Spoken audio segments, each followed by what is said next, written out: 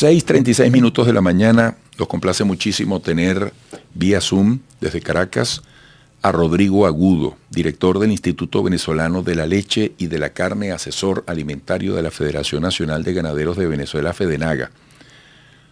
El estado Barinas se consolida como el primer estado productor de carne y leche del país. Posee cerca de 1.500.000 cabezas de ganado bovino y 510.000 búfalos, 75% bovino, 25% bufalino aproximadamente. Yo, por cierto, anoche, Rodrigo, estaba haciendo una ensalada caprese y mientras cortaba el quesito mozzarella de búfala pensaba en este tema de hoy. Buenos días, bienvenido. Don Eduardo, bienvenido, qué gusto poder compartir contigo, como siempre. ¿Cómo hay que interpretar estas cifras? ¿Qué representan históricamente? Bueno, mira, ciertamente estamos hablando del estado de Barinas, en términos generales, es el tercer estado, vamos a decir, ganadero del país. El primero es Zulia, el segundo es Apure, el tercero es Barinas. En términos de la composición racial, ciertamente Barinas pasa a ser el segundo porque en términos del ganado bufalino que se ha venido desarrollando en los últimos 18 años, Barinas tiene grandes hatos de ganado bufalino que supera un poco a lo que puede ser la composición con Apure, que es el segundo más grande por una sencilla razón, porque en Apure la composición racial del ganado bufalino se da básicamente en las zonas bajas, alrededor del Apure y de pequeñas unidades de producción. Los grandes hatos apureños del interior del Apure son hatos de ganado de cría para la producción de becerros que después salen en verano a ser levantados en los llanos medios y altos de centro occidentales. Entonces, en ese sentido es verdad, pero yo creo que lo importante a destacar es que tristemente nuestra ganadería está estabilizada en los últimos 20 años. Nosotros no hemos pasado desde más o menos desde 2007, 2008, estamos hablando de los últimos 15 años, estamos sobre los 12 millones de cabezas. Nosotros cuando terminó el milenio pasado, o cuando terminó el milenio pasado, a finales de los 90, nuestro rebaño estaba sobre los 17 millones de cabezas. Después de la aprobación de la ley de tierra y toda la intervención que se hizo sobre los grandes hatos, fundamentalmente de producción de ganado, de cría, para después ser levantado, se redujo ese rebaño. Hoy hablar de cuánto hay, cuánto no hay, son estimaciones. El último censo agrícola es del 2008. Es del 2008, que dio un rebaño sobre los 12 millones, y hoy, en cierta manera, 15 años después, yo creo que está más o menos, y más o menos el mismo volumen, a pesar que durante un tiempo se estuvo, especialmente sobre las cifras oficiales, se estuvo sobreestimando lo que era el rebaño. Ese rebaño no ha crecido. Lo que sí ha cambiado es de composición racial, como tú muy bien lo decías. Ciertamente el rebaño bufalino no pasaba a ser del 2-3% a principio del milenio, en el año 2000, 2001. Hoy pasa a ser, en términos de número de cabezas, está sobre el 25-30% del rebaño. ¿Cuánto? No se sabe. Bueno, yo creo que algo de lo que el sector institucional ganadero y el gobierno deben ponerse de acuerdo es volver a hacer un censo.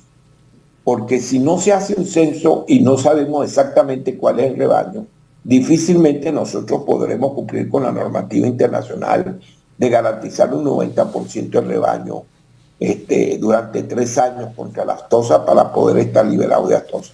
Si no tenemos la referencia real, mal podemos nosotros sacar en función de la vacunación que se haga cuál es el porcentaje que tenemos. Esa es la realidad que nosotros estamos viviendo. Ciertamente Barinas es un gran productor de carne, ahorita. ¿Por qué? Por una sencilla razón. Yo no sé si es el primer productor de leche. Yo creo que el primer productor de leche sigue siendo el Zulia, pero por una sencilla razón. Porque el 75% de la industria de la leche está alrededor de la cuenca del lago de Maracaibo. Porque ese ha sido el desarrollo histórico de la lechería venezolana. En cambio, en el llano tú estás produciendo queso artesanal, un queso informal, y en cierta manera creo que sobre todo los bufaleros se han ido más que a hacer queso en finca, a dar el 100% que el becerro o el bucerro amamante 100%. ¿Por qué? Porque entonces salgo un bucerro con mejor composición, mejor peso, que más rápidamente lo puedo negociar para matadero. Y ese es un poco, creo que es la situación que estamos viviendo. Vuelvo a insistir, hoy el rebaño es el mismo que teníamos hace 18 años. En cierta manera, ese es un rebaño que termina siendo insuficiente para garantizar el abastecimiento, el autoabastecimiento de leche y de carne por una sencilla razón. Hoy podemos ver algunos excedentes, pero porque tenemos una profunda crisis social donde el acceso a los alimentos está muy limitado por la población. Rodrigo, has hecho un gran desglose de este sector que conoces en detalle. Fíjate el costo de algunos pasos históricos como las intervenciones. ¿Qué haría falta para que Venezuela hoy eleve su potencial y sus capacidades posibles?